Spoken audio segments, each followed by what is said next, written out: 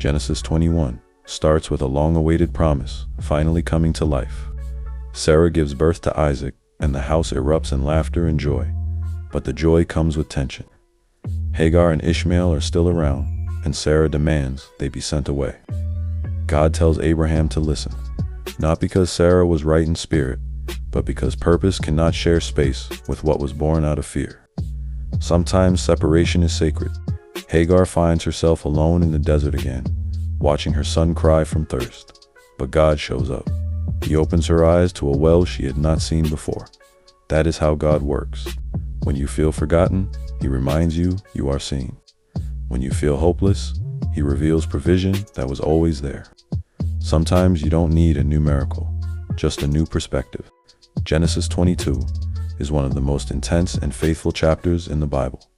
God tells Abraham to sacrifice Isaac, the very son he waited decades for, and Abraham obeys without hesitation. He prepares the altar, raises the knife, and God stops him. It was never about the death of the boy. It was about the depth of the obedience. God provided a ram in the bush, and from that moment, He is called Jehovah Jireh, the Lord who provides. This story teaches us that sometimes faith will feel like it is costing you everything. You might have to lay down what you love just to prove who you trust.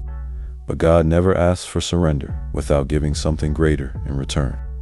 His provision shows up at the point of obedience, not before. And when it does, it will always be exactly what you need. Matthew 10 shifts to Jesus giving power and purpose to the 12 disciples. He sends them out to heal, cast out demons, and preach the kingdom. But He also warns them, this journey will not be easy.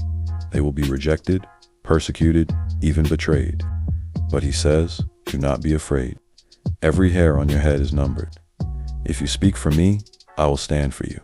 Jesus reminds them that following Him is not about comfort. It is about commitment. Whoever finds their life will lose it, and whoever loses their life for His sake will find it. That is still true today. Discipleship means sacrifice.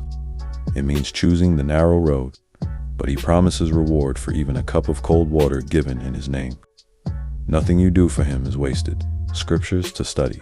Genesis 21, 1-34. Genesis 22, 1-24.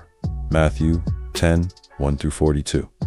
Like, comment, and subscribe to Gospel for Gangsters. Come back for more. Always remember, you are loved. God bless.